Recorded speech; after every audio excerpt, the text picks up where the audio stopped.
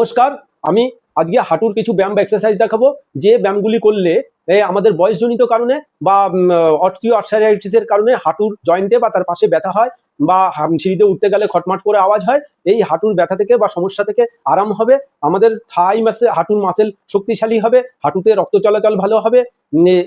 এর জন্য আমাদের কি করতে হবে, এরকম একটি মিডিয়াম সাইজের প্লাস্টিক বা রাবারের বল, যেটি খুব নরমও না আবার খুব শক্তও না, এরকম বল নিতে হবে। নিয়ে এরকম চেয়ারে বসে হাঁটুর মাঝখানে বলটিকে রেখে মেরুদণ্ড সোজা করে এরকম চাপ দিতে হবে, চাপ দিয়ে হোল্ড করতে হবে, আবার ছাড়তে হবে, আবার হোল্ড করতে হবে কিছুক্ষণ, আবার ছাড়তে হবে। এরকম করে আমরা করব। তারপরে বলটিকে আমরা কি করব, পায়ের পাতার মাঝখানে নেব, নিয়ে এরকম প্রেসার দেবো, ছাড়বো, প্রেসার দেবো, ছাড়বো।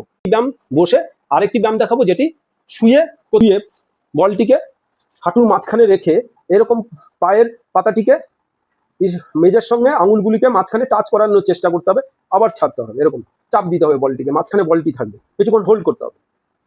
এই তিনটি ব্যায়াম বা এক্সারসাইজ করলে আমাদের হাঁটুর মাংসপেশি শক্তিশালী হবে, রক্ত চলাচল ভালো হবে, হাঁটুর সমস্যা থেকে আরাম হবে। রেগুলার প্র্যাকটিস করলে হাঁটুর ব্যথা ঠিক হয়ে যাবে। নমস্কার।